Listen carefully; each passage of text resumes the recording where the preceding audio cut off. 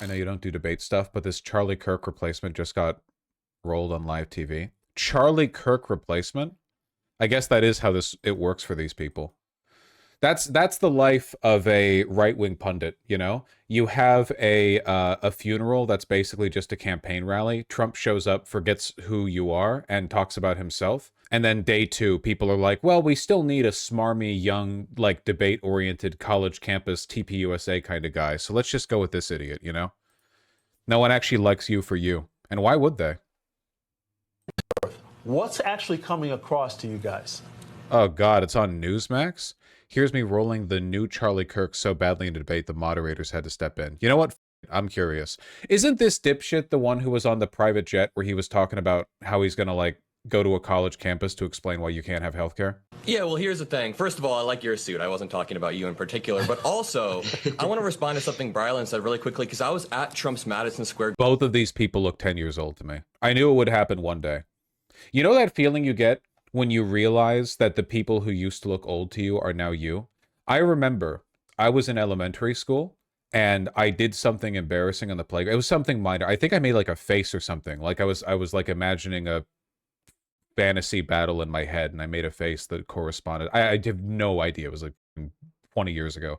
But there was like a middle school kid who saw it and they made the face back at me and I was like, oh, okay, whatever. But I remember in my mind's eye, when I imagined that middle schooler now in my head, they're this like towering adult, like, oh, that's like a grown up.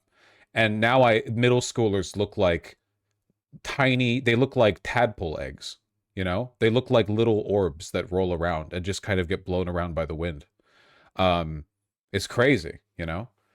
But now that I'm Unk, all the, I guess maybe this guy's 18. I have no idea. Maybe he's 10. I have no idea. But anyway, I was thinking about this the other day because one of my friends is going to have their partner's parent living with them for a while, and I had to stop myself because I was texting them saying like, oh, so is you guys are just hanging out? Is this like a financial thing, or is this just like, you know, wanting to stay? Is it like a vacation thing? Does it feel weird to, like, you know, have to be living with an adult for a while? Tick tick tick tick tick tick tick tick tick tick tick with a parent for a while. You know what I mean? You know what you know what I'm talking about. Because now in my head, adult is like, oh, yeah, well, the real unk line is when you hit like 45, obviously. Garden rally. I go to these rallies and I have very respectful conversations with Trump's biggest supporters, and there is one common theme among all of them, and it's that none of them can name a single economic policy from Trump. So when it comes to VP Harris, she has a housing plan for people like Brylan and I, first-time home. I wonder how many people this works on. You know, like a lot of Trump supporters obviously don't like Trump for anything that Trump's actually done because they're all stupid and they're vibes based. So like how many people can actually be moved on arguments like this? I think there's still some value to this. I think this is like a sector of debate where there's still some potential value. I don't think it's useless to engage with this kind of thing necessarily. I think that past a certain point it might be, but I think it's possible to do a good job here. Buyers, so we get a tax incentive. When it comes to the child tax credit, a $6,000 child tax credit, not a giveaway, but an incentive for people to build families. Also an incentive for small businesses to start up with a tax deduction. And I don't know if this is loud, but I'd like to pose the question to Brylan. Can you name a single economic policy that Trump has for Gen Z? Just a single policy. Well, first, let me say to that, why hasn't she done it? Why has she not encouraged? She's not the president. The president. Yeah, well, she has lunch with the president at least once a week, hopefully more than once a week, and she could be encouraging these policies. She hasn't done that. She's not Biden. She's been on an economic task force at the White House. We've seen none of this. She hasn't offered to fix the broken economy that her administration has put in place. But for the second thing on that, the policy that you're evading, that was her very first economic rollout, is this thing of price caps and price gouging when it comes to what we've seen at the gas stations. The last time that was implemented was by Jimmy Carter, who is arguably one of the most failed presidents in history in his time in office. When he did that, we saw long lines at the gas pumps. Our parents' and grandparents' generation remembers that. These policies that she's trying to put in place have been tried and have been failed. She clearly didn't, she slept through history class because what she's trying to put in place isn't. I'm sorry, wait, what the are we talking about? What are we? Wasn't the question, what has Donald Trump done to improve the lives of Gen Z people? What are we talking about? Working again. So you're kind of cherry picking policies that she's. Is it over for me? Have I been out of the debate space for too long? Now people are arguing and I'm just lost. I'm just like the relentless partisan here. You know, I'm just coming in being like, well, no, my position is that I'm good and you're evil. I'm on the other side of the fence now. What are we talking about? Put out there as a response to failed policies. But my response quickly is just, why hasn't she tried to run all those policies when she ran as a presidential candidate in 2020 or when she was elected vice president that same year? It's pretty disappointing to see that. Wow, that Really was quickly, I want to ask you one more time. Can you name a single policy? Can you name one single policy? Because you completely didn't answer my question. Is it the tariffs? I think he did, actually, Adam. I think he named quite a number of policies. No, he didn't. He didn't answer that question. I said yesterday, I'm glad it ended up being proven right so quickly. 90% of being good at debate is having a firm position and then noticing when your opponent drifts away from answering to it and then pulling them back on course. And you have to be willing to be rude about it. Like, they can say 1,000 things that are wrong that you want to respond to, but you have to ignore all of it. And you say, well, you just didn't answer my question. That's it. And if they can't answer the question, there's no point in proceeding with the debate. There's no point. You can't engage because they'll keep doing it forever. Also, President Trump has loved to put a small business administration together. He put that together for the first time, and he's made a very clear point that he's going to do that in his second administration. Well, because he's a businessman. He's only referred to tariffs on Chinese exports, and by the way, price gouging laws exist in many states across the country. Maybe you know what? I'm going to open up a TikTok account and so forth. I'm going to follow you. I want you to follow me back. I'll give you all the information you need. And you know what? I'll give you a preview right now. No tax on tips. Wow. No tax on overtime.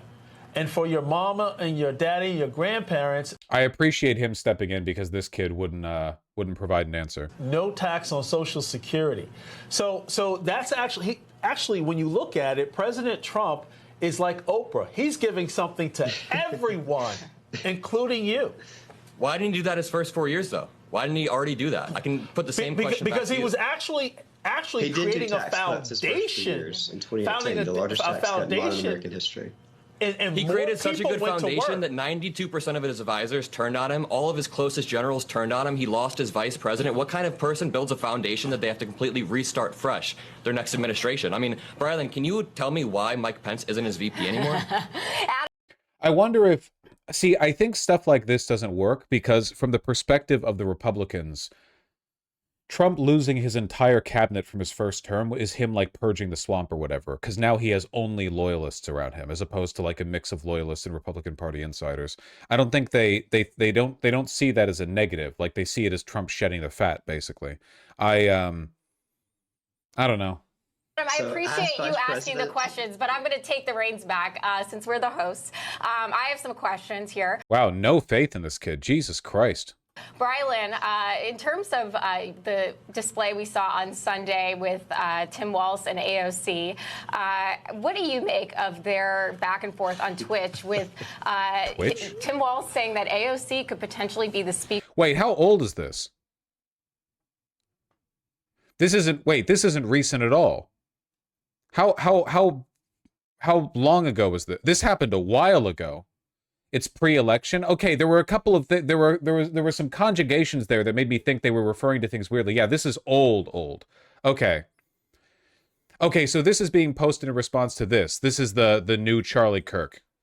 What's up, America? Brylan Hollyhant here, about 30,000 feet up. We are on the way to Arkansas. So everybody in line at the University of Arkansas to kick off my 10-stop campus tour. We are coming to you right here, right now. Stay in line. We have gotten a third room because we have sold out this campus stop 3 times. But we are coming to you. We will fit you in. Students will get priority, but we will make it happen. I cannot be more excited. We are back. We are on the road. We're coming to you. Huge credit to MAGA to form an ideological movement so syncretic that it can include people who LARP as like, rural prepper hunter guys, and also have the most preppy, like prissy, Ivy school, my dad's a lawyer, don't mess with me type guys. And they all fit under the same umbrella. And for some reason, they all think they're all part of the same fight. That's incredible work, really. But that is fascism. Fascism, you know, you ignore class differences in favor of, like, national or racial ones, you know? They are big on that. Dude has a private jet? Yeah, they're all rich. It's always been that way. And they're all racist.